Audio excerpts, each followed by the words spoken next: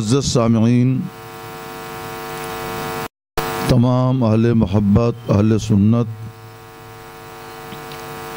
अज़ीज़ बच्चों, दूर नज़दीक से सुनने वाले तमाम हाज़रीन हाज़रात, अस्सलामु अलैकुम व रहमतुल्लाहि व बरकातुहू।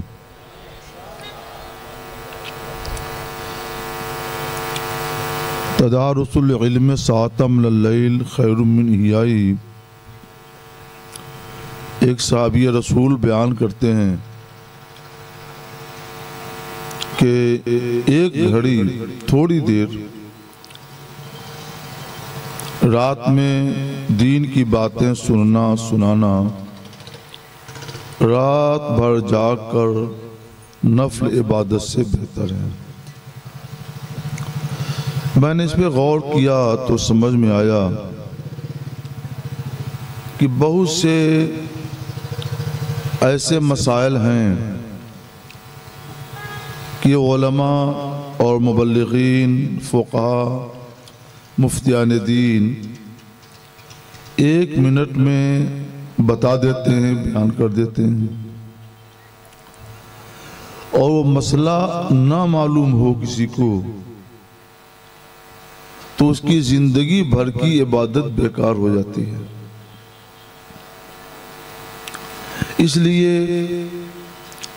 दीन की बात सीख लेना रात भर जाग कर नफल इबादत से बेहतर है। और मैं ये महसूस करता हूँ कि कभी कभी जिंदगी भर की इबादत से बेहतर है। मसलन गुस्ल में नाक में ख़ास तरीक़े से पानी डालना और बहाना फ़र्ज़ है। जब आदमी ख़ास तौर पर उसका एहतमाम करेगा तभी हो पाएगा, वरना नहीं।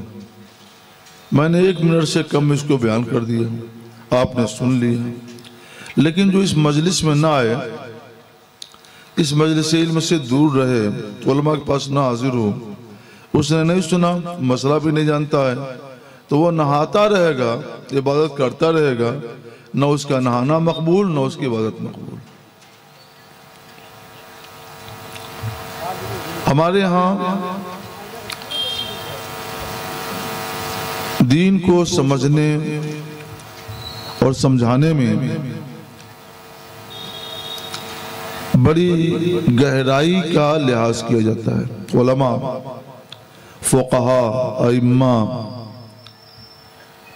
जो बातें बयान करते हैं वो बड़ी गहराई में उतर कर बयान करते हैं। कुछ लोग कहने लगे, हदीस का चर्चा करते हैं, जैसे ऐसा लगता है कि हदीस पर अमल उन्हीं का हो। हालांकि ऐसा नहीं है।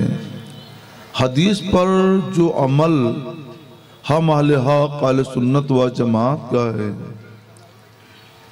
उन्हें उसकी हवा भी नहीं लगी है, क्योंकि उनको उस गहराई में उतर कर हदीस को समझने की तौफीक ही नहीं मिलती। इसको फ़हम हदीस कहते हैं, हदीस को समझना कहते हैं। कुरान को समझना कहते हैं, फ़हम कुरान कहते हैं, तदब्बुर कुरान कहते हैं। ये आप लोगों को हासिल है, आपको उलमा को हासिल है। अभी 2 दिन या 3 दिन पहले की बात है, एक शख्स ने मेरे पास सवाल भेजा कि नमाज के लिए जब अल्लाह अकबर कहकर हाथ बांधते हैं तो सर झुका करके हाथ बांधा जाए, अल्लाह अकबर कहा जाए, या सर सीधा रखकर अल्लाह अकबर कहा जाए। तो मैंने कहा बार शरीयत में तो ये लिखा है, और दुर्र मुख्तार व शामी में भी ये मज़कूर है, मुहीत में भी है कि सर न झुकाएं, सर सीधा रख कर अल्लाह अकबर कहें।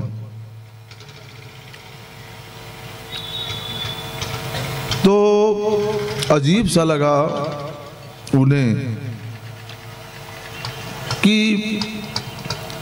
शरीयत तो कुरान और हदीस से है। हमने कहा बेशक। तो इस पर कुरान से कुछ है, हदीस से कुछ है। मैंने कभी इस पर गौर नहीं किया था, लेकिन अल्लाह की तौफीक शामिल हाल हुई, मैंने कहा है। हुजूर सैयद आलम सल्लल्लाहु अलैहि वसल्लम जब तमन्ना करते थे काश हमारा किबला काबा बना दिया जाए, तो एक रोज अल्लाह का हुक्म आ गया, फवल्ली वजहका शतरल मस्जिदिल हराम, ए महबूब अपना चेहरा मस्जिद हराम की तरफ फेर लें। हमने कहा कि अल्लाह अकबर जिस वक्त कहा जाता है उस वक्त मस्जिद हराम यानी काबा शरीफ की तरफ मुंह होना फर्ज है,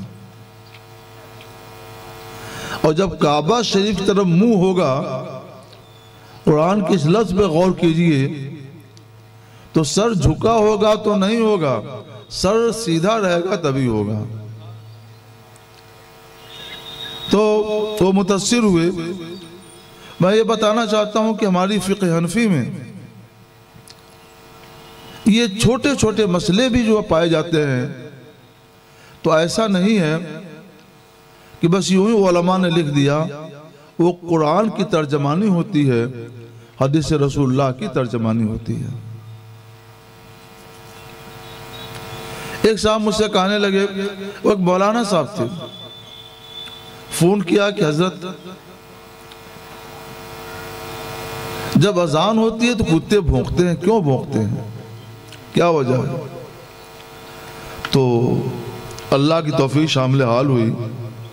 ये जो कुछ होता है, जवाब जो कुछ होता है ना, अल्लाह की तौफीक शामिल हाल होती है तो बंदा बताता है, तौफीक शामिल हाल ना हो तो फिर खामोश रहना पड़ेगा। अल्लाह का फजल है। तो मैंने कहा कि असल में जब अजान होती है तो शैतान बहुत तेजी से भागता है, और कुत्तों की आदत है कि उनके बगल से कोई तेजी से भागे तो वो भौंकते हैं। हमने कहा कि आप देखते होंगे कि बाइक वाले अगर तेजी से भागे उनके सामने से, अगर आहिस्ता जाएंगे तो नहीं भौंकेंगे, तेजी से भागेंगे तो भौंकेंगे। फोर व्हीलर वाले तेजी से भागेंगे तो भौंकेंगे, और वहां तक दौड़ाते हैं जहां तक उनकी अपनी हद होती है।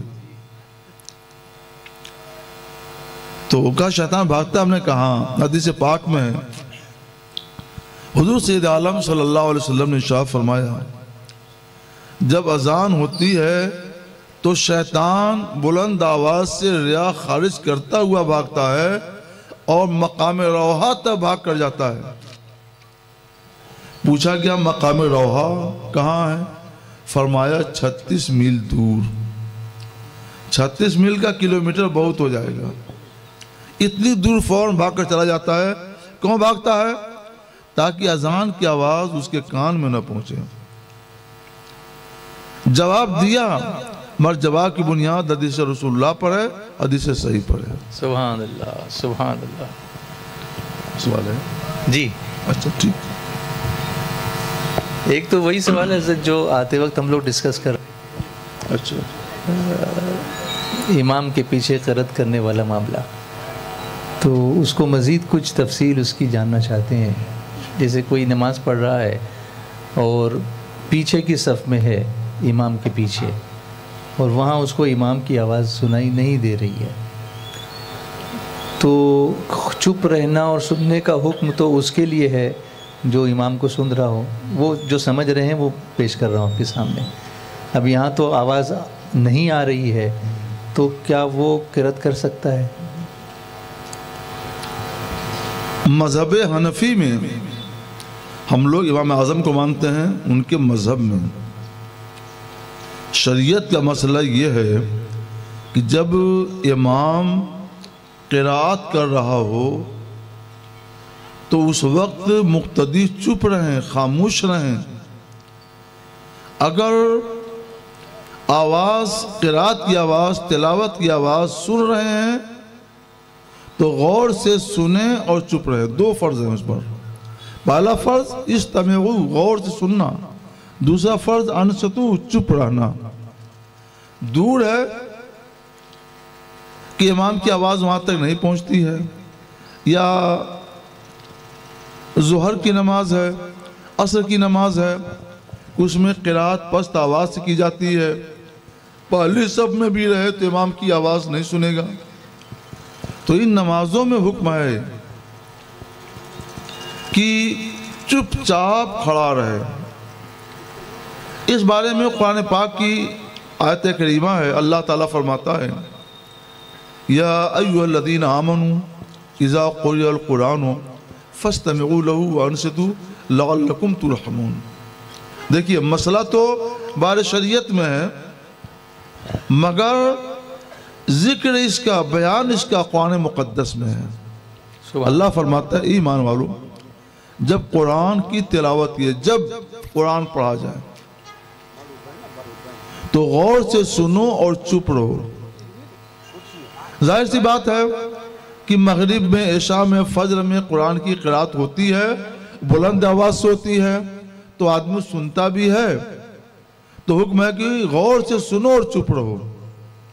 दो हुक्म अल्लाह ने क्यों दिया, इस पर मैंने गौर किया तो समझ में आया, जो लोग बहुत पीछे होंगे तो वो इमाम की आवाज़ नहीं सुनेंगे, सिर्री नमाजों में इमाम की आवाज़ नहीं सुनेंगे, तो उनके लिए सिर्फ एक सिर्री मतलब, सिर्री मतलब पस्त आवाज़ से। जैसे ज़ोहर में नमाज पढ़ी जाती है तो इमाम पस्त आवाज़ से क़िराअत करता है, कोई सुनता नहीं क़िराअत को।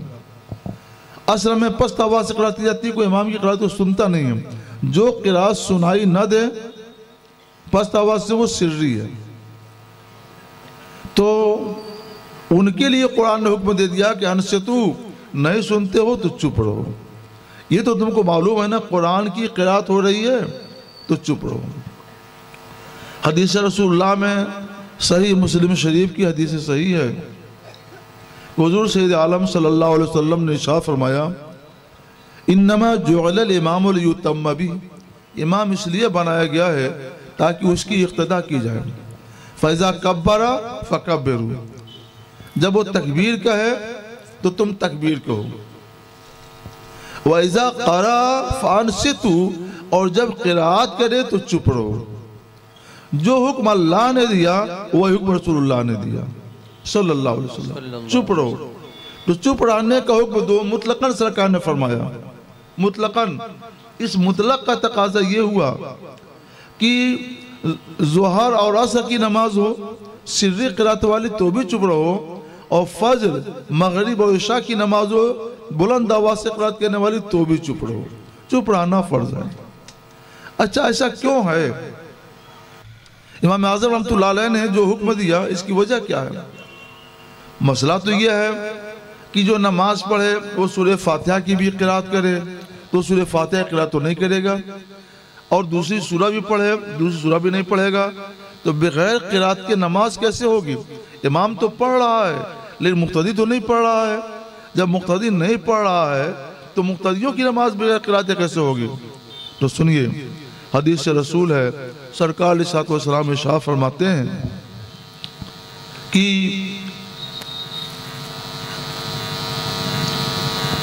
जिसने इमाम के पीछे नमाज पढ़ी, मन सल्ला खल्फल इमाम, जिसने इमाम के पीछे नमाज पढ़ी, फ़क़िराअतुल इमाम लहू क़िराअह, तो इमाम की क़िराअत उसके लिए भी क़िराअत है। सुभान अल्लाह।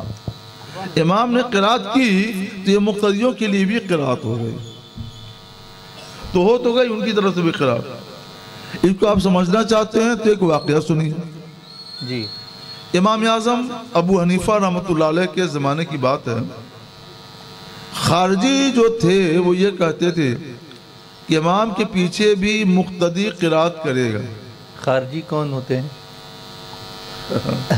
आज के ज़माने में वो लोग हैं, उनका नाम क्या लें जी, जो मुख्तलिफ जगहों में पाए जाते अच्छा, हैं। वो लोग अच्छा अच्छा उन्हीं की नस्ल से वो लोग हैं जी। ये गुमराह फ़िरक़ा खारजी जो है जी। एक गुमराह फ़िरक़ा है, और ये वही लोग हैं जिसने हज़रत अली मुर्तज़ा रज़ी अल्लाह ताला अन्हु को काफिर कहा था।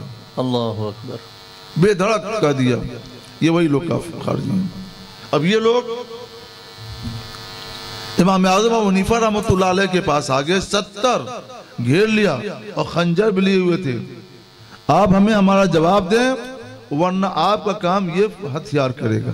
इमाम आजम से ऐसा कहा, इमाम आजम से कहा, अल्लाह, हमारा जवाब दें वरना फिर इसका सामना करना पड़ेगा। इमाम अकेले, और ये 70 चारों तरफ से घेर लिया। तो उन्होंने पूछा, कहो क्या बात है, क्या कहना चाहती हो? तो उन्होंने कहा कि आप कहते हैं कि मुक्तदी इमाम के पीछे क़िरात नहीं करेगा, इसकी क्या दलील है, ऐसा क्यों है? और सब के सब 70 के 70 एक साथ बोल रहे थे।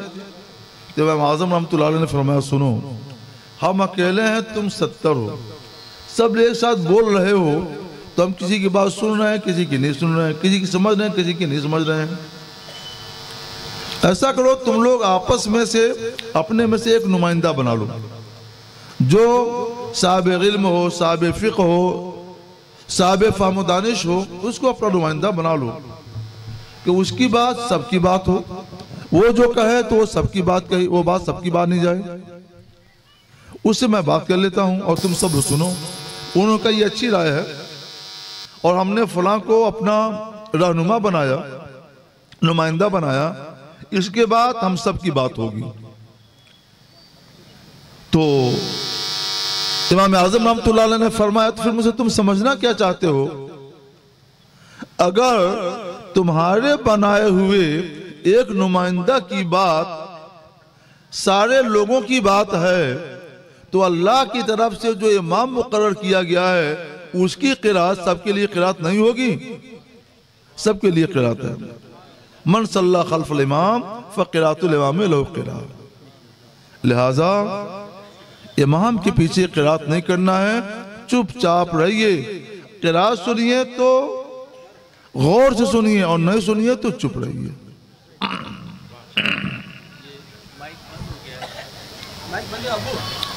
माइक शुरू कीजिए, पहले वाली शुरू कीजिए, जब तक आप रिपेयर कीजिए दूसरे को। ये अच्छा था। हज़रत एक सवाल दिल में पैदा हुआ कि इमाम की क़िरात मुक्तदी की क़िरात है, इसलिए मुक्तदी चुप रहे, तो फिर तस्बीह क्यों मुक्तदी पढ़ता है? इमाम की तस्बीह मुक्तदी की तस्बीह क्यों नहीं? इमाम का तशहुद मुक्तदी का तशहुद क्यों नहीं? बाकी चीज़ें तो मुक्तदी पढ़ते हैं ना, तो इसकी क्या वजह है? तकबीर है, तस्मीह है, तस्बीह है, जिक्र है, ये सारी चीज़ें तो फिर मुक्तदी तो पढ़ते हैं। दुआए क़ुनूत है, मुक्तदी पढ़ते हैं, तो वो फिर इमाम के ताबे क्यों नहीं होते? अच्छा सवाल है।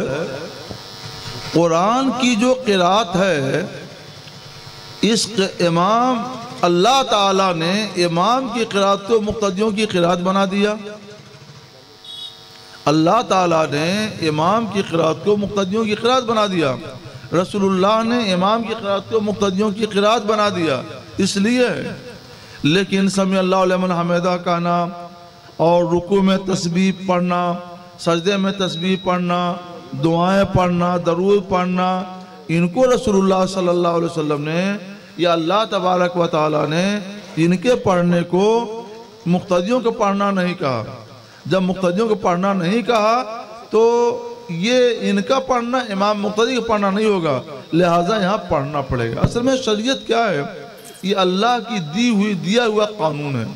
तो अल्लाह ने जो कानून दिया है उस कानून में यह है कि इमाम की क़िरात मुक्तदियों के लिए क़िरात है। तो जहाँ जैसा अल्लाह ने हुक्म दिया वहाँ वैसा हमने मान लिया। लेकिन अल्लाहु अकबर के मुतालिक, समी अल्लाहु लिमन हमिदा के मुतालिक, सुबहान रब्बिल आला के मुतालिक, सुबहान रब्बिल अज़ीम के मुतालिक अल्लाह ताला ने, अल्लाह के रसूल ने ये नहीं बताया, इसलिए वहाँ पढ़ना पड़ेगा और यहाँ पढ़ने से चुप रहना पड़ेगा। अच्छा, सुबहान अल्लाह। अच्छा, एक और भी सवाल आया इन लोगों की तरफ से, मैं पेश करता हूँ कि कोई शख्स नमाज में शामिल हुआ, तकबीर तहरीमा पढ़ी और इमाम ने क़िरात शुरू कर दी थी, अब सना पढ़े या न पढ़े? इमाम ने क़िरात शुरू कर दी थी, सूरह फातिहा शुरू कर दी, तो मुक्तदी पीछे जब शामिल होता तो सना भी पढ़ता है। तो मुक्तदी उस वक्त सना पढ़े या न पढ़े? यहाँ पे अगर इमाम बुलंद आवाज़ से क़िरात कर रहा है तब तो हुक्म है कि चुपचाप रहे, कुछ नहीं। लेकिन अगर वो बुलंद आवाज़ से नहीं क़िरात कर रहा है, पस्त आवाज़ से कर रहा है, तो ख़ास सना के बारे में शरीयत का कानून यह है, रसूलुल्लाह ने शरीयत ये बनाई है कि सना पड़ेगा। अच्छा, यानी असर में पड़ेगा, हाँ असर में पड़ेगा, ज़ोहर में पड़ेगा। पड़ेगा। अच्छा, ये सरकार ने कानून बनाया, अगरचे वो लेट आकर के शरीक हुआ। अच्छा, ये है क्या? असल में सरकार ने बताया है सल्लू कमा रायतुमूनी वो सल्ली, नमाज वैसे ही पढ़ो जैसा मुझको पढ़ता हुआ देखते हो जी। तो जैसा रसूलुल्लाह को पढ़ते हुए देखा गया उसी के मुताबिक शरीयत बनी, वही कानून बना, वही मसला बना जी। अच्छा, इमाम के पीछे मुक्तदी को क़िरात पढ़ना सख्त मना है, वो क़िरात नहीं करेगा जैसा कि भी आपने समझाया, लेकिन अगर किसी ने क़िरात कर ली तो उस पर क्या हुक्म होगा? अगर किसी साहब ने क़िरात कर ही दी तो ये कुरान की खिलाफ वर्जी हुई। कुरान ने फरमा दिया था कि ईमान वालों, जब कुरान की क़िरात की जाए तो गौर से सुनो और चुप रहो ताकि तुम कामयाब हो जाओ। अब वो कामयाब नहीं होगा, जिसने पढ़ लिया वो कामयाब नहीं होगा। कुरान ने कह दिया था लअल्लकुम तुफ्लिहून, ऐसा क्यों करो ताकि कामयाब हो जाओ। अब वो क़िरात कर रहा है तो इसका मतलब क्या हुआ, वो कामयाबी से करीब नहीं हुआ। एक महरूमी तो यही हो गई जी। नमाज पढ़ी जाती है कामयाबी के लिए ना, इसलिए हमारी शरीयत ये कहती है कि उसका क़िरात करना मकरूह तहरीमी, अच्छा, गुनाह है। नमाज हो जाएगी लेकिन उस पर लाजिम होगा उस नमाज को दोबारा फिर पढ़े। हाँ, मतलब ये समझ में आई बात कि क़िरात का सुनना फ़र्ज है, हाँ। लेकिन अगर उसने क़िरात कर दी तो ये मकरूह तहरीमी है। ये भूल कर किया तो अलग चीज़ है जी। अच्छा, लेकिन जानबूझकर कसदन क़िरात कर रहा है जी, तो उसको अपनी नमाज दोहराना चाहिए, दोहरानी चाहिए। वो अच्छा। मकरूह तहरीमी है, वो गुनाह है। अच्छा, तो दोहरानी पड़ेगी उसको नमाज। जी जी, ये बात बिल्कुल क्लियर हो गई माशाअल्लाह, अल्लाह आपको जज़ाए खैर अता फरमाए। अच्छा, एक बात और इस पर आती है याद, इमाम शाफी के नज़दीक वो पढ़ते हैं सूरह फातिहा इमाम के पीछे, और वो दलील देते हैं कि सूरह फातिहा के बगैर नमाज नहीं है, तो फिर वहाँ ये लाजिम नहीं आता कि सुनने की मुखालफत हो रही है? असल में इमाम शाफी रहमतुल्लाह ताला अलैह, इमाम मोहम्मद बिन इदरीस शाफी रज़ियल्लाहु ताला अन्हु, ये खुद एक बड़े इमाम हैं। इमाम आज़म अबू हनीफा रहमतुल्लाह अलैह के शागिर्द के शागिर्द के शागिर्द हैं। अच्छा जी। इमाम आज़म रहमतुल्लाह अलैह के शागिर्द इमाम अबू यूसुफ रहमतुल्लाह अलैह, इमाम अबू यूसुफ रहमतुल्लाह अलैह के शागिर्द इमाम मोहम्मद बिन हसन शैबानी रहमतुल्लाह अलैह, इमाम मोहम्मद बिन हसन शैबानी रहमतुल्लाह अलैह के शागिर्द इमाम मोहम्मद बिन इदरीस शाफी रहमतुल्लाह अलैह। सुभान अल्लाह। तो ये शाफी, ये शागिर्द के शागिर्द हैं। वो एक मुज्तहिद थे, तो मुज्तहिद के लिए इस तरह की बात रवा होती है, मगर एक मसला है कि जब अल्लाह ने फरमा दिया जब कुरान पढ़ा जाए तो गौर सुनो और चुप रहो, तो इसका एहतराम वो भी करते हैं। वो भी कहते हैं कि जिस वक्त इमाम क़िरात कर रहा है तो चुप रहना है जी, गौर से सुनो और चुप रहो जी। तो अब सूरह फातिहा कब पढ़ेंगे? तो वो कहते हैं कि जब इमाम क़िरात कर ले तो वो चुप हो जाए, जब वो चुप हो जाए तो अब तुम पढ़ो। जी, जब वो चुप हो जाए तो अब तुम पढ़ो। तो वो उतना वक्त देते हैं कि वो हाँ, वो इतना वक्त देते हैं जी, ताकि कुरान की खिलाफ वर्जी न हो। जी। लेकिन हम ऐसा क्यों कहते हैं, मौका क्यों नहीं देते हैं? अल्लाह ताला ने फरमा दिया दीन उसका, शरीयत उसकी, वो छूट दे रहा है तो हम उसकी रुखसत को, उसकी छूट को कबूल कर रहे हैं जी। और रसूलुल्लाह ने फरमाया जैसा नमाज पढ़ते हुए देखो वैसे पढ़ो। तो सही कुतुब सहिया में मुस्लिम सही बुखारी शरीफ, सही मुस्लिम शरीफ वगैरह देखिए, इनमें कहीं भी रसूलुल्लाह की नमाज में ये जिक्र नहीं है कि रसूलुल्लाह सूरह फातिहा पढ़ लेते थे तो चुप हो जाते थे और उसके बाद सहाबा पढ़ते थे, ये जिक्र नहीं है। तो जब ये नहीं है तो माना यह जाएगा कि सहाबा चुप रहते थे और सहाबा को सरकार ने हुक्म भी दिया था कि इज़ा क़रा फ़अनसितू, लिहाजा हुक्म ये होगा कि सुनो तो गौर से सुनो और चुप रहो, वरना और नहीं सुनते हो तो भी चुप रहो और तुम्हारी नमाज हो जाएगी।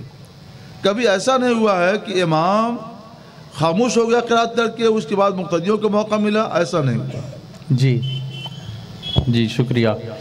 एक सवाल ज़कात के ताल्लुक़ से पूछते हैं कि क्या डायमंड पर ज़कात है? डायमंड, हीरा, मोती, हीरा। हीरा जी। डायमंड, हीरा, ये तिजारत के लिए है या बस एक दो हीरा आपने अपने पास रख लिया है अपने काम के लिए, इस पर गौर करना होगा। अगर आप डायमंड की तिजारत करते हैं, माल तिजारत है, तो उस पर ज़कात है। जैसे कि हर माल तिजारत पर ज़कात है, वैसे डायमंड पर भी ज़कात है। और ऐसा होता है कि लोग एक दो हीरा खरीद करके अपने पास रख लेते हैं और देखते हैं खूबसूरत होता लगता है, या उसकी अंगूठी वगैरह बनवा करके हाथ में पहन लेते हैं, तो उस पर कुछ नहीं है, वो मुआफ़ है, उस पर ज़कात नहीं है क्योंकि वो माल तिजारत नहीं। हाँ, इसमें ये पूछा है कि 14 कैरेट या 18 कैरेट का गोल्ड है और उसमें वो डायमंड लगा हुआ है। सोने पर ज़कात है जी, क्योंकि रसूलुल्लाह सल्लल्लाहु अलैहि वसल्लम ने सोने और चांदी को माल ज़कात में शुमार किया, हुक्म दिया कि इसकी ज़कात दी जाए। और उसमें जो लगा हुआ है डायमंड, उसकी ज़कात नहीं है, और क्योंकि वो माल तिजारत नहीं है, और रसूलुल्लाह ने डायमंड पर ज़कात का हुक्म नहीं दिया है। जी, सरकार ने जहाँ ज़कात का हुक्म दिया ज़कात दी जाएगी, और जहाँ ज़कात का हुक्म नहीं दिया वहाँ नहीं। सरकार ने ज़कात हुक्म किस पर दिया है? सोना और चांदी पर ज़कात दो। सोना और चांदी जहाँ भी हो, जिस शक्ल में भी हो, जेवर हो और या बिस्किट हो, उसकी ज़कात फ़र्ज़, या अंगूठी हो, उसकी ज़कात दी जाएगी। जी, अच्छा, माल तिजारत हो, जो भी माल तिजारत कर रहे हैं आप, तो माल तिजारत पर ज़कात है। और एक चीज़ और है, आमतौर पे उसकी ज़रूरत नहीं पेश आती है तो हम लोग भी भूल जाते हैं, वो है सायमा। जी, यानी चराई पर छूटे जानवर। जी, कुछ लोग ऐसे होते हैं जो जानवर ही पालते हैं, जैसे भेड़ बकरी पालते हैं, और उनको घर पर रख कर खिलाते पिलाते नहीं हैं, बल्कि उनको अल्लाह ने जो ज़मीन पर घास उगा दी है वो ले जा कर के वहाँ चराते हैं। साल का अक्सर हिस्सा वो ज़मीन की घास चर करके गुजारते हैं, उनको सायमा कहते हैं। तो इनकी जब एक ख़ास तादाद हो जाए तो उन पर भी ज़कात फ़र्ज़ है। मसलन बकरी हो, भेड़ हो, जब 40 हो जाएं तो 40 में एक बकरी एक भेड़ की ज़कात फ़र्ज़ होती है। तो सायमा पर भी ज़कात फ़र्ज़। 3 माल हैं, 3 मालों में ज़कात फ़र्ज़ है, सोना और चांदी, इसको हम एक गिनते हैं, आप चाहे 2 गिन लीजिए, सोना 1 चांदी 2, तीसरा माल तिजारत, चौथा सायमा। ये कुल 4 माल हैं जिन पर ज़कात फ़र्ज़ है। इनके अलावा किसी भी माल पर ज़कात फ़र्ज़ नहीं है। जी, अच्छा, सैयदों को ज़कात दे सकते हैं? नहीं, जो सादात हैं, आले रसूल हैं, सरकार सलाम की नस्ल पाक से हैं, तय्यब ताहिर हैं, तो उनको ज़कात देना जायज़ नहीं है, और उन सादात को ज़कात लेना भी जायज़ नहीं है। जी, लेकिन कुछ लोग ये पूछ रहे हैं कि क्या ज़कात को हीला शरई करके फिर सैयद को दिया जा सकता है? नहीं साहब, इससे भी बचना चाहिए। जी, इससे भी बचना चाहिए। और आप अपना जो सुथरा माल है, नज़ीफ़, साफ शफाफ सुथरा माल, जिसके आप ज़कात दे चुके, वो माल नज़ीफ़ है, तय्यब ताहिर है, साफ शफाफ है, उस माल से सादात की खिदमत कीजिए, उनकी खिदमत को नज़राना पेश कीजिए, वो कबूल कर लें तो ये अच्छी बात है, ये होना चाहिए। लेकिन जी, एक चीज़ हम और आज बताते हैं जी, कि लोगों ने सारी फयाजी और सखावत का दरवाज़ा सिर्फ ज़कात तक खोला है।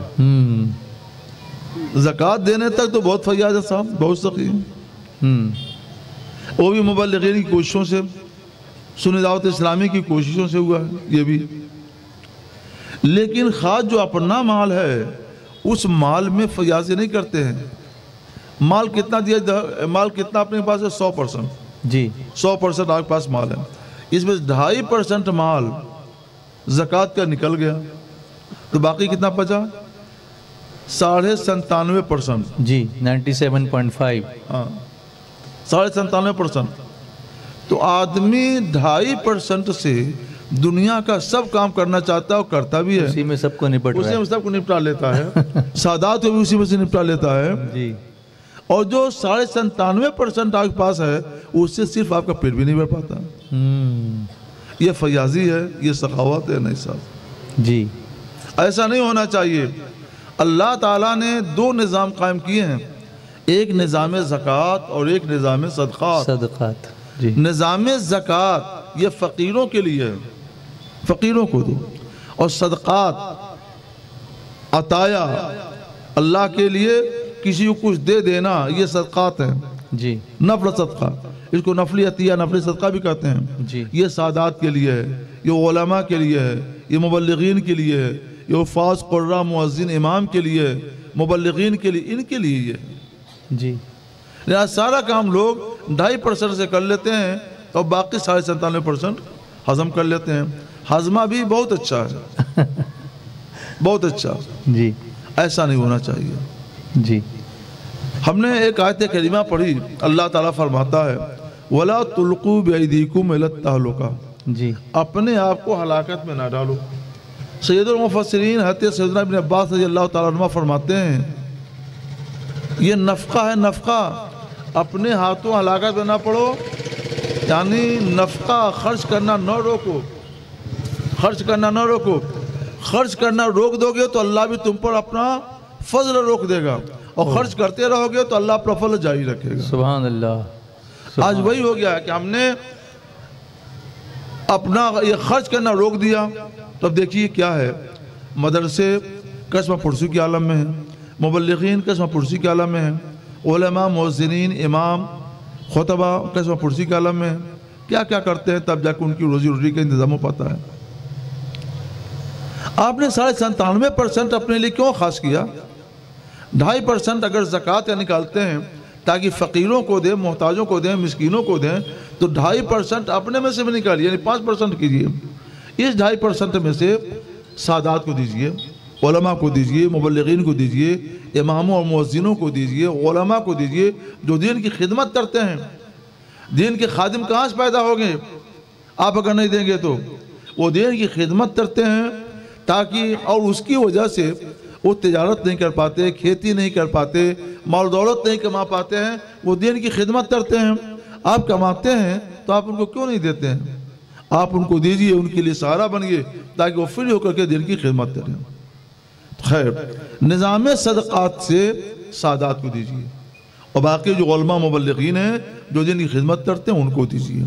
तो 5% निकालिए, 2.5% ज़कात और 2.5% सदक़ात। सदक़ात से इनको दीजिए और ज़कात से उनको दीजिए। मगर हज़रत सदका बोल के देंगे तो कोई जो आदमी कबूल नहीं करता कि ये सदका है, नजराना कह दे, नजराना कह दीजिए इसको। नजराना कह दे। अच्छा, वो जो हदीस शरीफ में अच्छा लफ्ज़ बोलिए जी, हदीस शरीफ में जो है कि हुजूर सल्लल्लाहु अलैहि वसल्लम सदका कबूल नहीं फरमाते थे, हदिया कबूल फरमाते थे, वो कौन सा सदका? असल में सदका का लफ्ज़ जो है जी, ये दो तरह का सदका होता है, सदक़े वाजिबा और सदक़े नाफिला। नाफिला जी। सदक़े वाजिबा कहते हैं ज़कात को जी, और उसी में सदक़े फ़ितर भी आ जाता है जी, कुछ और भी चीज़ें इसके अंदर आती हैं। जी, तो सदक़े वाजिबा सरकार ने कबूल करते थे, और जो सदक़े नाफिला है, नफली सदका, जी, जिसको अतिया कहते हैं, जिसको नज़राना कहते हैं, जिसको दाउदेश कहते हैं, जी, सरकार इसको कबूल फरमाते थे। जी, जी। एक मरतबा का वाक़या है, और ये बड़ी बड़ी मशहूर हदीस है जिस पर आज उलमा अमल करके दीन को बचा रहे हैं। जी, हज़रत बरीरा रज़ियल्लाहु ताला अन्हा बड़ी गरीब लड़की थी, औरत थी। जी, इनको किसी ने ज़कात का गोश्त दिया, जी, जी, जी। तो वही गोश्त उन्होंने पकाया। सरकार ने उम्मुल मोमिनीन आयशा सिद्दीक़ा से पूछा, या रसूलल्लाह, या आयशा, घर में कुछ खाने को है? सुभान अल्लाह, ऐसा घर था कि उम्मुल मोमिनीन फरमाती हैं कि कभी कभी महीने महीने तक घर में चूल्हा नहीं जलता था। अल्लाह, ये आलम था, और सिवाय 2 काली चीज़ों के हमें नहीं मिलता था। जी। वो 2 काली चीज़ें क्या होती थी? एक खजूर और एक पानी। पानी, जी। सिर्फ ये 2 चीज़ें कभी मिल जाती, थोड़ी सी खजूर खा लिया, पानी पी लिया, सब दिन भर का खाना हो गया, रात भर का खाना हो गया वो। जी। तो ये आलम था। तो सरकार के साथ साहब ने पूछा, आयशा कुछ खाने को है? फरमाया खाने को तो नहीं है, अलबत्ता बरीरा ने गोश्त पकाया है और वो ज़कात का गोश्त है। तो सरकार ने फरमाया बरीरा से कह दो कि वो थोड़ा सा दे, बरीरा के लिए ज़कात है और हमारे लिए तोहफा है। जी सुभान अल्लाह। बरीरा को मिल गया तो वो ज़कात हो गया जी। और जब बरीरा हमको देगी तो हमारे लिए बरीरा की तरफ से वो नजराना हो जाएगा, तोहफा हो जाएगा, हदिया हो जाएगा। जी। उसी को सदक़े नाफिला कहते हैं। सुभान अल्लाह सुभान अल्लाह। अब अगर शौहर सैयद हो और बीवी सैयद ना हो, या बीवी सैयदा हो और शौहर सैयद ना हो, तो उसमें से जो सैयद ना हो उसको ज़कात दी जा सकती है? हाँ, अगर मोहताज है, फ़कीर है, मिस्कीन है जी। और जो सैयद नहीं है, आले रसूल से नहीं है, उसको ज़कात दे सकते हैं। हाँ, तो फिर वो सैयद के लिए तोहफा हो जाएगा। हाँ, अब वो दे दे सैयद को अपने शौहर, मसलन जी। औरत सैयद नहीं है, शौहर जी। सैयद है और जी। वो अपने शौहर को दे दे, जी। तो तोहफा हो जाएगा। सुभान अल्लाह। और नेक नियति से दें तो औरत अपने शौहर के मुंह में जो लुकमा डालेगी वो भी सदका है, और शौहर अपनी बीवी के मुंह में जो लुकमा डालेगा वो भी सदका है। इस पर भी सदक़े नाफिला का सवाब मिलेगा। सुभान अल्लाह। तो माँ अपने बच्चे को जो दूध पिलाती है वो बहुत बड़ा सदका, वो भी सदका है। सदका है। सुभान अल्लाह सुभान अल्लाह, माशाअल्लाह। दुरूद शरीफ पढ़िए। अल्लाहुम्मा सल्लि अला सल्लल्लाहु।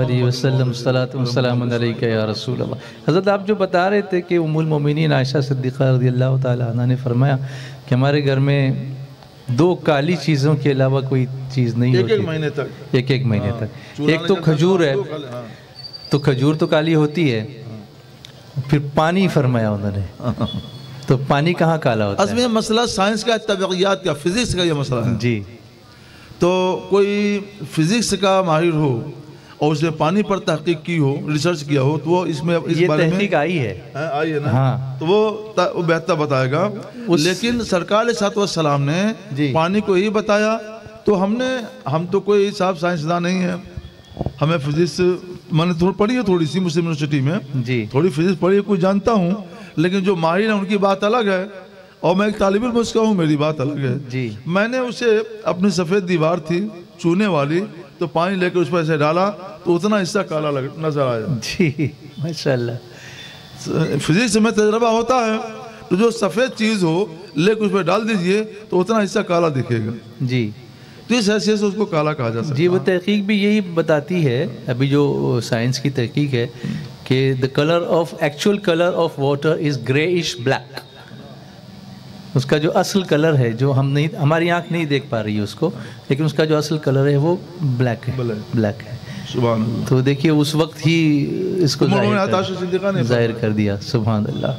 तो हमारा दीन कितना एडवांस्ड है कि साइंस बाद में तहकीक कर रही है और उस बारगाह से हमें पहले ही बताया जा रहा है। नहीं, ऐसे तो कसीर मसले हैं जी, कसीर मसले हैं कि इस्लाम ने अपना मौक़िफ़ तकरीबन 1500 बरस पहले जो बता दिया, दुनिया आज तहकीक करके वहाँ पहुँच रही है। जी जी, बड़ी तहकीकात के बाद वहाँ पहुँच रही है, और सरकार साहब ने पहले ही बता दिया था 1450 बरस पहले, तकरीबन 1500 बरस पहले ये सारी बात सरकार साहब ने बता दी।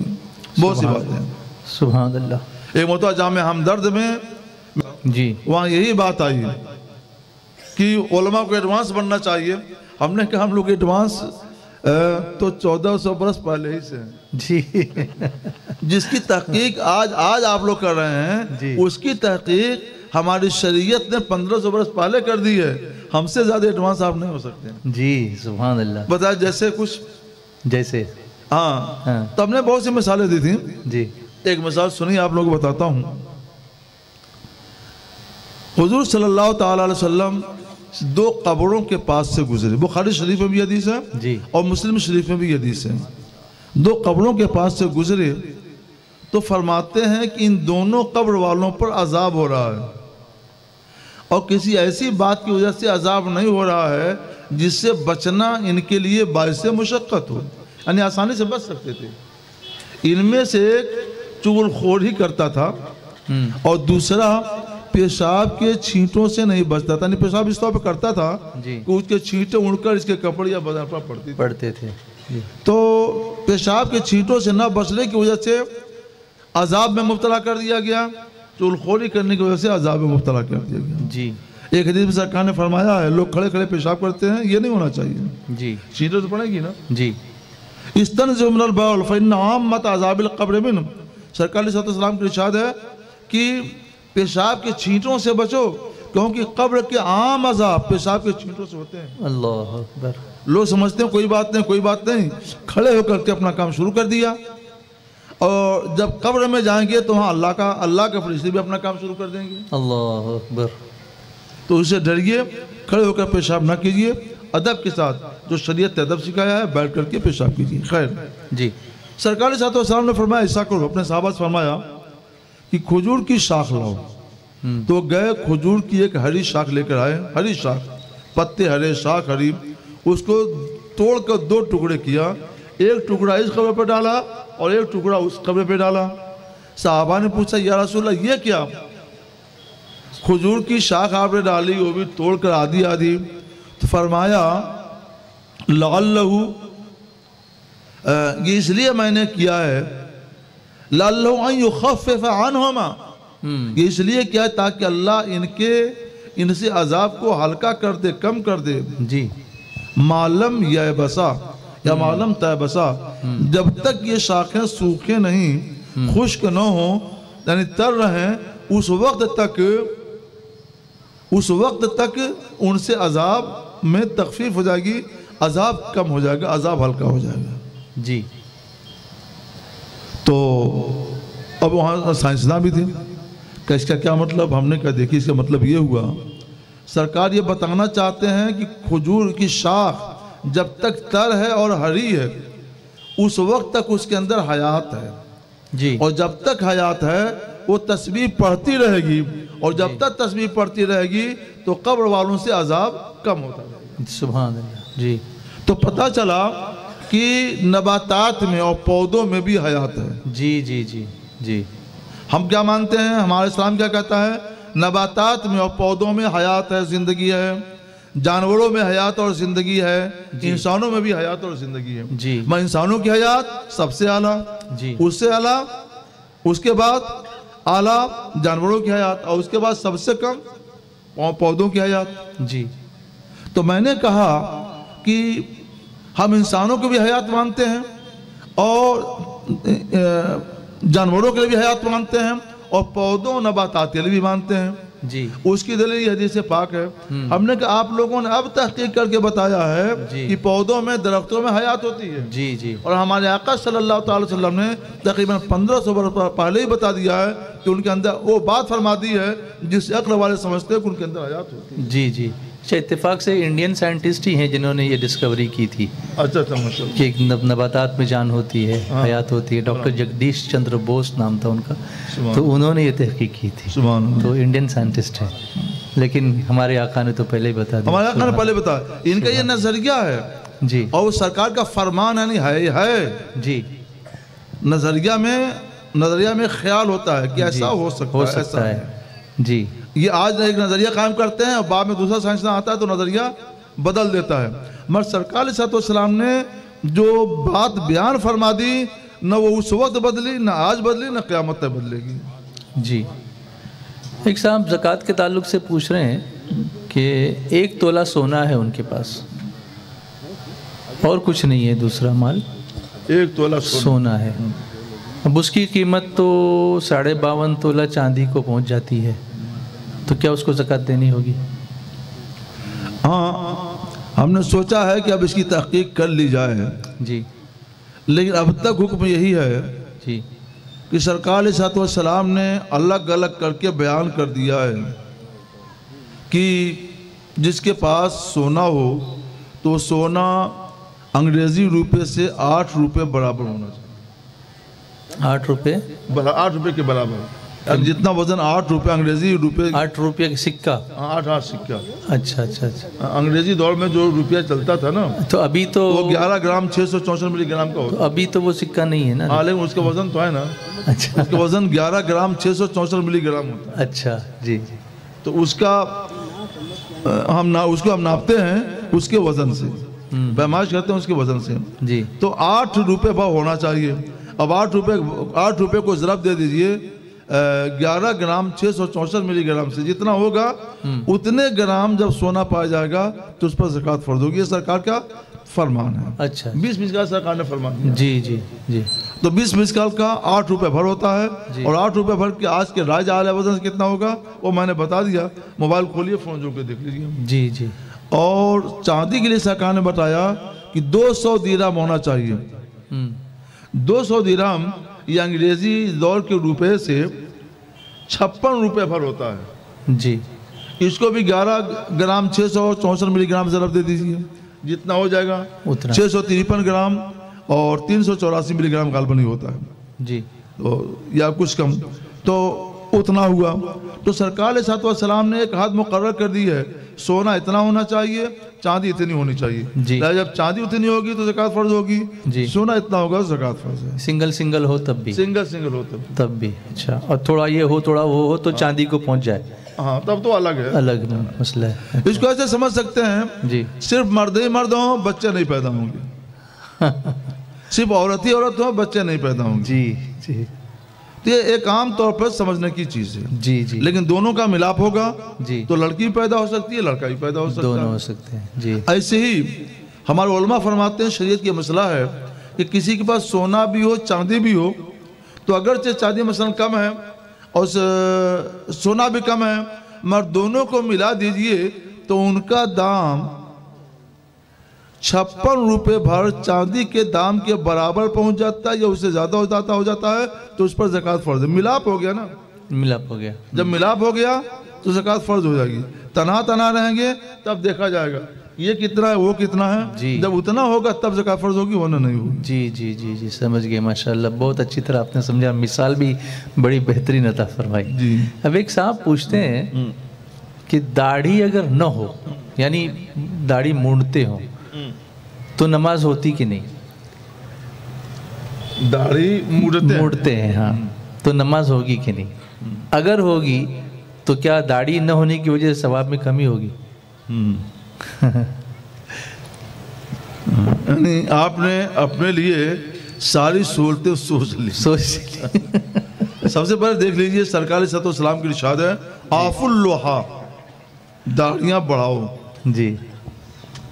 जब सरकार ने दाढ़ियाँ बढ़ाने का हुक्म दे दिया और तहकीक ये है कि दाढ़ी एक मुश्त रखना वाजिब है, ऐसे हाथ में पकड़े हाथ में तो जो फाजिल हो उसको काट दें। तो इसका मतलब ये नहीं है कि ऐसा पकड़ लें ऊपर से काट दें, नीचे से काटें जो फाजिल उसको, जो एक्स्ट्रा है जी, ऊपर से नहीं नीचे से काटें जी, ये वाजिब है। और एक मुश्त से काट के एक मुश्त से कम करना ये नाजायज़ है, गुनाह है, सरकार सलाम की और आपकी शरीयत की खिलाफ वर्जी है, मुखालफत है। अब रह गया मसला नमाज का। तो देखिए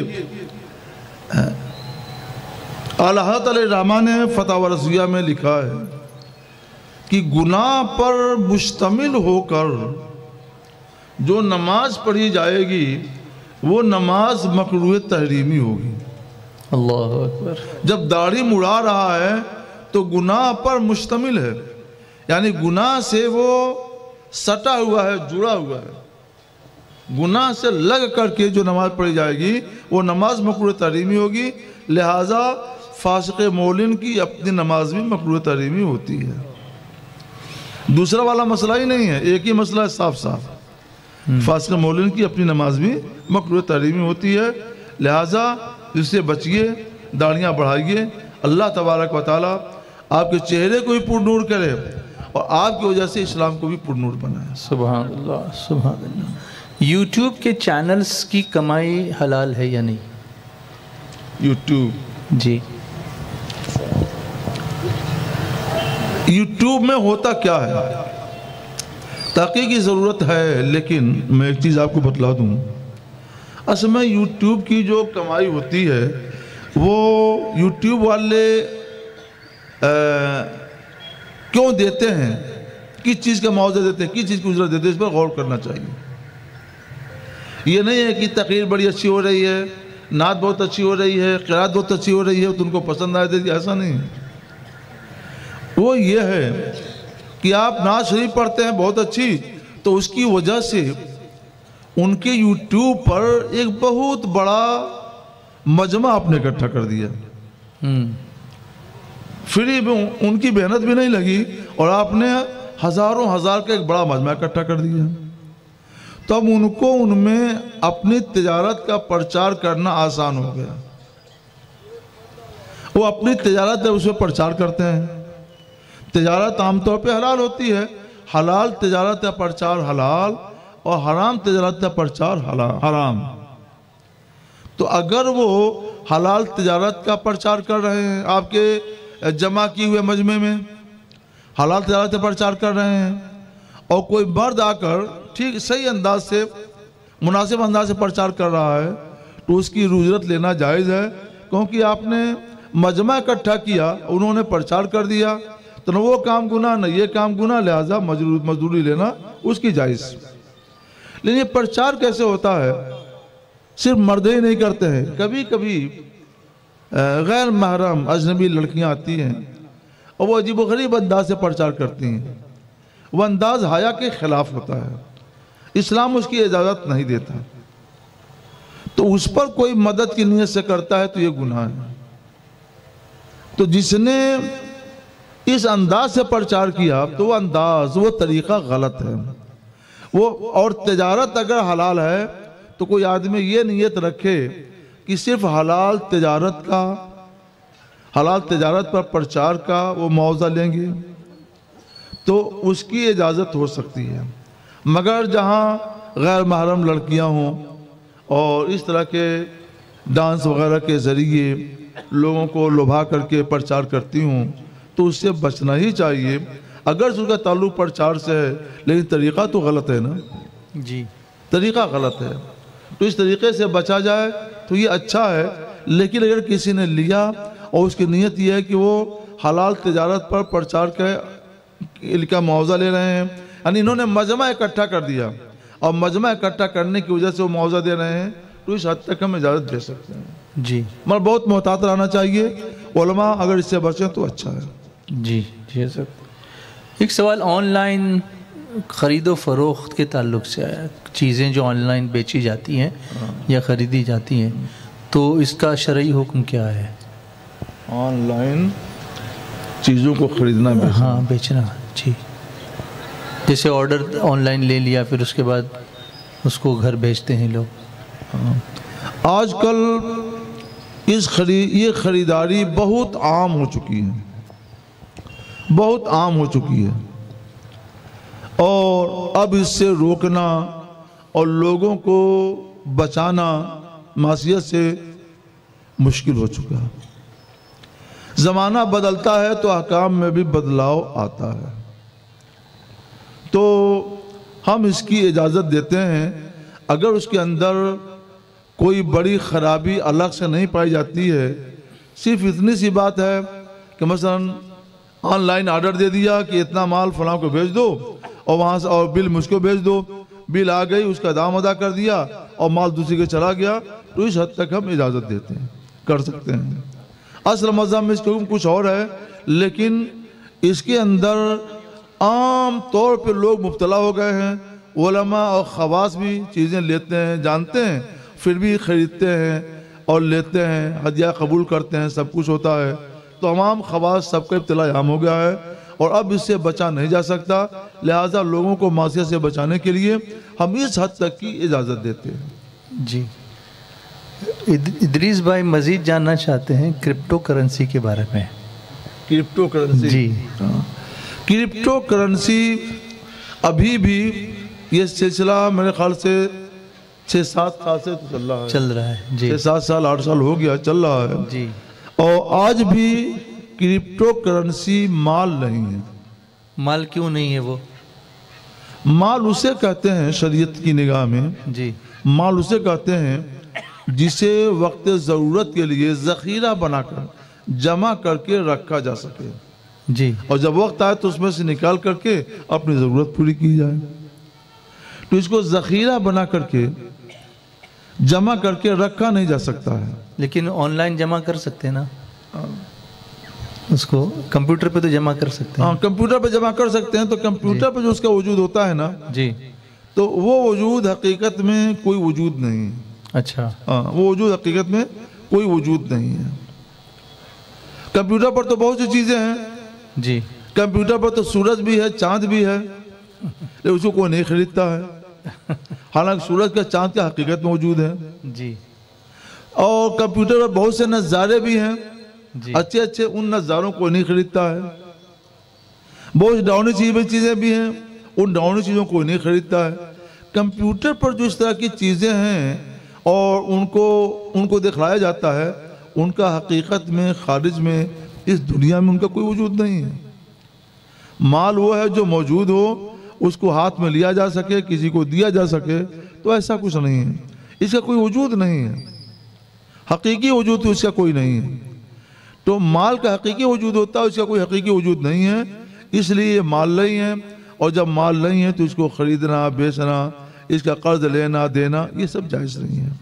हाँ, अगर हुकूमतें इसको तस्लीम कर लें, इसको माल तस्लीम कर लें और इसके लिए ज़मानत दें कि अगर ये डूबा तो उसका बदला मैं दूंगा।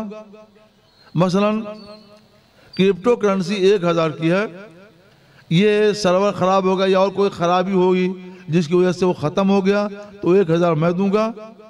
तो हुकूमत की ज़मानत के बाद हम उसको माल करार देंगे और उसका लेना देना जायज़ करार देंगे।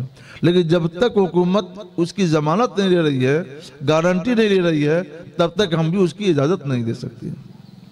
तो जिन कंट्रीज़ में हुकूमत ने इसको लीगल करार दिया हो, वहाँ इसको ख़रीदा जा सकता है? नहीं, वो किसी हुकूमत ने लीगल नहीं करार दिया है। अच्छा। मगर हुकूमतों का मामला क्या है जी कि उनको कुछ कैश चाहिए जी, ताकि उनकी हुकूमत चले और हुकूमत के पास खूब दौलत रहे।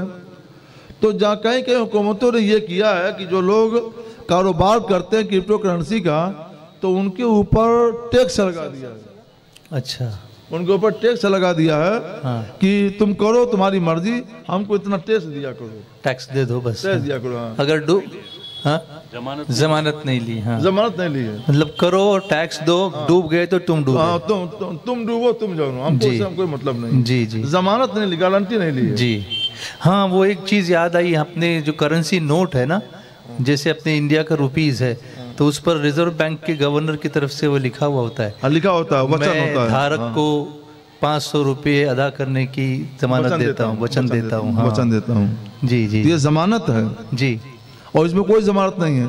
ये इस नोट में उसमें एक फ़र्क ये भी है कि देखिए, रिजर्व बैंक में हमारे पास, हमारी हुकूमत ने रिजर्व बैंक में सोना भी महफूज रखा है, बड़ी तादाद में सोना है जी, चांदी है और डॉलर भी है, डॉलर की भी एक हैसियत है, इसको रिजर्व में महफूज रखा है। तो अब जितनी मालियत बनती है ना, तो मसलन वो कुल मालियत है 500 करोड़ रुपए की, तो अगर हुकूमत 500 करोड़ रुपए जारी करती है तो उसकी मालियत ज़्यादा हो जाएगी जी। और अगर मालियत है 500 करोड़ और नोट साहब के कितने 1000 करोड़ जी, तो मालियत आधी हो गई। तो एक आसान बात मैं बताता हूँ कि मालियत जो घटती बढ़ती है ना जी, तो उसकी बुनियाद आम तौर से इस बात पर है कि हुकूमत पास कितना सोना है, कितना रिजर्व बैंक में जमा है। हाँ हाँ हाँ, तो अगर उससे ज्यादा नोट हो गया तो मालियत घट गई जी, और उतना ही नोट रहा तो मालियत बढ़ गई। जी जी जी जी जी, तो ये होता है जी। लेकिन क्रिप्टो करेंसी के लिए रिजर्व बैंक तो अलग चीज है, किसी भी बैंक में बदले का कुछ माल है कुछ भी नहीं। ये जब जाएगा तो सब चला जाएगा, बदले में कुछ हो तो मिलेगा, जब बदले में कुछ है ही नहीं तो मिलेगा क्या, गया तो सब गया। यही वजह है कि हमारी हुकूमत ने 2016 में जब 1000 का नोट बंद किया तो उसका बदला दिया ना, 2 महीना सही 4 महीना 6 महीना का शायद टाइम दिया था, एक लंबा टाइम दिया कि आप लोग इसमें बदल लें, और हुकूमत ने उसका बदला आपको दे दिया। ये क्यों किया? इसलिए हुकूमत ने वचन दिया था, गारंटी दी थी। ऐसा कोई वचन, ऐसी कोई गारंटी क्रिप्टो करेंसी के लिए कोई हुकूमत नहीं दे रही। हुकूमतें क्या करती हैं, तुम इतना कमाते हो तो हमको भी दो, तुम्हारा ही भला हो हमारा ही भला हो, लेकिन डूबोगे तो तुम जानना, हमसे उसका कोई मतलब नहीं। अच्छा अच्छा, अभी इजाजत दी कहीं से। जी जी। अच्छा पूछूं, हाँ, म्यूचुअल फंड सही है? अभी मैं कोई कारोबारी तो हूँ नहीं जी। तो मैं इंशाल्लाह ज़िंदगी रही तो म्यूचुअल फंड और शेयर बाज़ार वगैरह इसके बारे में मैं सोचता हूँ कि एक मरतबा मज़ीद तहक़ीक़ कर लिए, क्योंकि हम जो तहक़ीक़ बयान करते हैं ना तो वो बहुत पहले की तहक़ीक़ है, पहले की है जी। वो कोई 1992-93 में वो तहक़ीक़ मैंने की थी। अभी बाज़ार बदल गया है। बाज़ार बदल गया है, हालात बदल गए हैं जी। अभी को भी है कि नाजायज़ है? अच्छा, अभी को भी है कि नाजायज़ है? सेहत ने साथ दिया, मैंने तहक़ीक़ करूँगा। अगर कुछ जवाज़ की राह निकली, लोग मुब्तला हो रहे हैं, तो इंशाअल्लाह हम वादी नूर में इसके बारे में फिर गुफ्तगू करेंगे। इंशाअल्लाह आपको सेहत, तंदुरुस्ती, सलामती अता फरमाए कि आप मज़ीद इस तरह तहक़ीक़ करके उम्मत को फ़ायदा पहुँचाएँ। अल्लाह आपको सलामत रखे। रेंटेड शॉप है, यानी शॉप मेरी दुकान है, मैंने उसको रेंट पे दिया हुआ है। अच्छा अच्छा। तो उसकी ज़कात उस रेंट पर निकलेगी? जो मुझे रेंट आता है, किराया मिलता है, किराया, उस पर ज़कात निकलेगी। मेरी नीयत ये है कि अगर अच्छा इसका रेट आएगा, मार्केट वैल्यू अगर आएगी, तो जब अच्छा वैल्यू मिलेगी अच्छी तो मैं बेच दूंगा इसको। तब तक मैंने उसको किराए पर दिया हुआ है।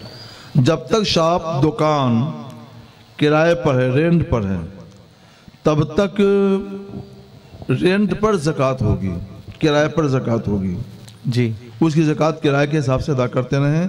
दुकान पर, शॉप पर ज़कात नहीं है जी। और जिस दिन बेच देंगे तो जो रुपए मिलेंगे उस रुपए की ज़कात उस साल फर्ज हो जाएगी। उस साल होगी? उस साल। उससे पहले मार्केट वैल्यू पर नहीं होगी? नहीं, मार्केट रेंट पर होगी। जो किराया मिलता है उस पर होगी, और हर साल। इसमें एक चीज पर शरीयत ने 2 ज़कात नहीं लागू की है। सुभान अल्लाह। तो किराए की तो ज़कात देनी ही देनी है। अब अगर दुकान की, शॉप की भी ज़कात दी जाए तो एक ही चीज की डबल ज़कात, डबल हो जाएगी। शरीयत ने ऐसा नहीं किया। जहां भी हुक्म दिया है एक जी। या तो उसकी हकीकत बदल जाए, जैसे मान लीजिए कि गेहूं का उस अदा कर लिया, तो वो जिस गेहूं का उस अदा हो गया है, वो गेहूं जब तक गेहूं है, अगर से 10 साल तक हो, आपने उसको बचा रखा, उस पर कुछ नहीं वाजिब। हजरत यहाँ एक चीज़ पूछनी होगी, ये उश्र जो आपने फरमाया बहुत सारे लोगों को नहीं पता। अच्छा, तो प्लीज जरा बता दीजिए ना। ये उश्र अदा हो साल गया। से मेहनत कर रहा हूँ जी, अभी तो लोगों को नहीं पता है। उश्र जो है, गल्ले में, जमीन की पैदावार में जो ज़कात फर्ज होती है उसको उश्र कहते हैं। जो अनाज जो अनाज पैदा करते हैं, जैसे धान है जी, और क्या कहते हैं मूंगफली है जी, और सींग है और मिर्चा है। इस इलाके में मूंगफली होती है। मूंगफली होती है, हाँ जी। मिर्चा है, जवार है, बाजरा है, चावल है। ये जो अनाज पैदा करते हैं ना जी, इस पर भी अल्लाह ने ज़कात फर्ज की है जी। तो उस ज़कात को क्या कहते हैं? उश्र कहते हैं। अच्छा अच्छा अच्छा। तो मान लीजिए गेहूं आपने पैदा किया और गेहूं की जो ज़कात होती है उश्र वो आपने अदा कर दिया। अब वो गेहूं ही रह गया, 10 साल तक खर्च नहीं हुआ, उस पर कुछ भी नहीं वाजिब होगा, न ज़कात न कुछ, न उश्र, कुछ नहीं जी। लेकिन आपने उसको बेचकर पैसा बना दिया, हकीकत बदल गई। अच्छा, अब वो गेहूं नहीं रहा। अब गेहूं नहीं रहा। हाँ। जब पैसा बना देंगे तो ज़कात देनी पड़ेगी जी। और आटा बनाया तो नहीं, आटे पर नहीं। अच्छा, आटे पर नहीं। जब हकीकत बदल जाएगी, जी जी, हकीकत ही बदल गई तो फिर ज़कात देनी पड़ेगी। जी जी जी। हाँ, तो फिर बात वहाँ से चली थी, ये जो गेहूं।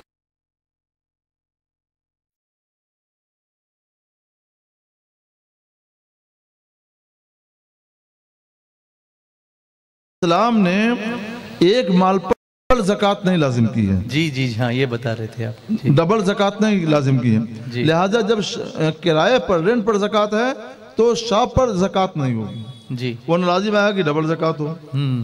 हाँ, अगर चीज़ की हकीकत ही बदल जाए तो हकीकत बदलने की सूरत में हुक्म अलग हो जाएगा। हकीकत बदलने की सूरत में अब हुक्म अलग हो जाएगा। सुभान अल्लाह। जैसे कि हमने धान की मिसाल, गेहूं की मिसाल दी। गेहूं जब तक गेहूं है, चाहे 10 साल तक हो, कुछ नहीं, आटा बनाइए कुछ नहीं जी। लेकिन आपने उसको बेच दिया रुपया बना लिया, जी। चांदी बना लिया, सोना बना लिया, तो रुपये पर, चांदी पर, सोने पर ज़कात फर्ज हो जाएगी, क्योंकि वो धान नहीं रह गया, गेहूँ नहीं रह गया, वो तो रुपया हो गया। जी जी जी जी जी। तो लगे हाथों शेयर मार्केट का भी कुछ थोड़ा सा।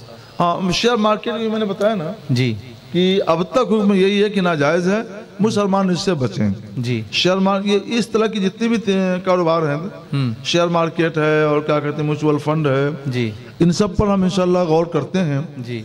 अगर कुछ राह निकल जाएगी तो इंशाल्लाह हम लोग आप लोगों को वो बताएंगे इंशाल्लाह। और फॉरेक्स ट्रेडिंग का? हाँ, ये अलग है, फॉरेक्स ट्रेडिंग ये अलग चीज़ है। हाँ, जिसमें करेंसी सेल होती है। हाँ, ये अलग है, ये अलग जी। है। तो उसकी क्या सूरत? फॉरेक्स ट्रेडिंग में लोग रुपये को करेंसी के बदले में बेचते हैं। जी। बस यहाँ की करेंसी डॉलर से खरीद लिया या डॉलर से पाउंड खरीद लिया, इस तरह का होता है। तो जो करेंसी से खरीदो फरोख्त होती है, तो ये तो बै खरीदो फरोख्त, ये जायज़, इसमें कोई हर्ज नहीं है। तो मगर इसमें ज़्यादातर जब आवाम लगते हैं ना, ऑनलाइन जब कारोबार होता है, इसका ट्रेडिंग जब होती है, तो उसमें आम तौर पे लोग ना तजर्बेकार होते हैं, कानून की, उसूलों की कोई वाकफियत नहीं होती, महारत तो अलग चीज़ है, एक्सपीरियंस नहीं है। हाँ, एक्सपीरियंस नहीं होता है, तो वो आम तौर पर नुकसान उठाते हैं, किस्मत आजमाते रहते हैं, नुकसान होता रहता है, तो ये जायज़ नहीं है। जी। लेकिन अगर कोई आदमी बहुत माहिर है और फॉरेक्स ट्रेडिंग के बारे में पूरी वाकफियत रखता है, उसे जन्ने गालिब है, यकीन के हद तक उसको इत्मीनान है कि वो फॉरेक्स ट्रेडिंग करेगा तो उसको नफ़ा मिलेगा, नुकसान में नहीं जाएगा जी, तो उसके लिए फॉरेक्स ट्रेडिंग की इजाज़त। जी जी। मगर ऐसे लोग बस 3-4 या ज़्यादा से ज़्यादा 5% हैं, बाकी लोग नहीं। तो इसलिए इस मजमे में जो लोग हैं ना, इनको इजाज़त नहीं दी जाती है। अगर कोई माहिर है तो उसके लिए इजाज़त है, माहिर नहीं है तो उसके लिए इजाज़त नहीं है। जी जी। एक साहब पूछ रहे हैं कि औरत का महर कितना होना चाहिए? औरत का महर? जी, ये अच्छा सवाल है जी, क्योंकि सवाल आमतौर पर यह आता है कम से कम कितना, लेकिन औरत का महर कितना होना चाहिए, ये अच्छा सवाल है। जी। देखिए, मुबारकपुर में हमारे महर लोग बहुत कम देते थे। हाँ। तो हमने समझा बुझा कर उन लोगों को राज़ी किया और 11,786 या कम से कम 11,000 रुपये महर हो, इस पर मैंने लोगों को राज़ी कर लिया। तो अब लोग 11,000 रुपये महर देते हैं।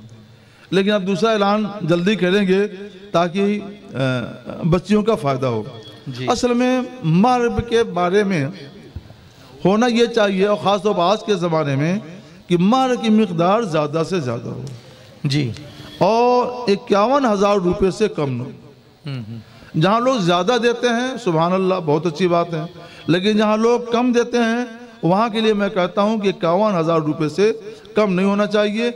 इतना महर आप लोग मुकर्रर कर लें, 51,000 रुपये। जहाँ ज़्यादा है तो बहुत अच्छा है।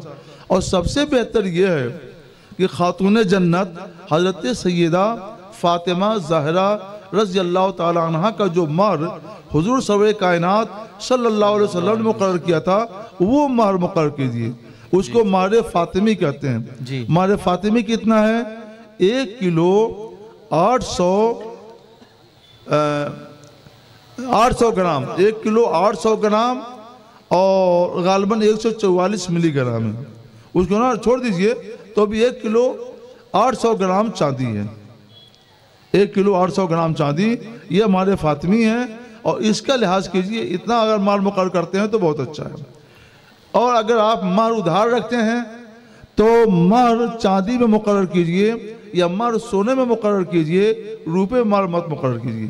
क्योंकि रुपया लोग आज मुकर्रर कर लेते हैं, मसलन 10,000 मुकर्रर कर लिया और 10 साल के बाद वो 10,000 की हैसियत 5,000 की हो जाती है। चांदी में मुकर्रर करेंगे तो चांदी की हैसियत अगर आज 10,000 की है तो 10 साल के बाद चांदी की हैसियत फिर बढ़ जाएगी जी। तो महर उधार रखना है तो चांदी में या सोने में मुकर्रर कीजिए, और नकद देना है तो चांदी में भी रख सकते हैं, सोने में भी रख सकते हैं, रुपए में भी रख सकते हैं। आधे रिसालत में आम तौर से जो महर मुकर्रर हुआ करता था वो 400 दिरहम होता था जी, और चांदी 400 दिरहम में कितना होता है? 200 दिरहम का 56 रुपया होता है अंग्रेजी रुपए से जी। और 56 दूनी 112 जी। 112 रुपए अंग्रेजी रुपए से हुए जी। अब 112 को ज़रब दे दीजिए 11 ग्राम 664 मिलीग्राम से, तो जितना होगा उतनी चांदी आधे रिसालत में सहाबे किराम अपनी बीवियों को मार में दिया करते। बहुत अच्छा माल होता था वो। जी जी, बहुत अच्छा जी माल। जी जी। तो वो लोग बहुत गरीब थे और आज 1000 अमीर होने के बावजूद भी चाहते हैं लोग कि मर्द जो है ना जितना कम हो बेहतर है, और औरत आगे हाथ फैला देते हैं कि माफ कर दो तो अच्छा है। 786 देते हैं लोग। तो ये नहीं होना चाहिए। हमारे फातिमी मुकर्रर कीजिए, और हमारे फातिमी मुकर्रर करने की हिम्मत नहीं है तो कम से कम 51,000 रुपये जरूर मुकर्रर कीजिए। जी जी। तो इस पर अगर इजाज़त हो तो इसको नशिस्त को मुकम्मल करें। हाँ ना, ठीक है, बेहतर, माशाल्लाह जी। अल्लाह आपको जज़ाए खैर दे। अल्लाह तबारक ताला ये मजलिस कबूल फरमाए। आमीन। और आप लोगों ने जितनी बातें सुनी सबको ध्यान में रखिए, सही तौर पर समझें और सही तौर पर उसको महफूज रखें, और जो सुने उसके ऊपर अमल करें इंशाअल्लाह। आमीन। अल्लाह आपको हमको सबको इसका अजर अजीम अजर बेपाया अता फरमाए। आमीन। अस्सलाम वालेकुम रहमतुल्लाह। वालेकुम अस्सलाम व रहमतुल्लाहि व बरकातुहू।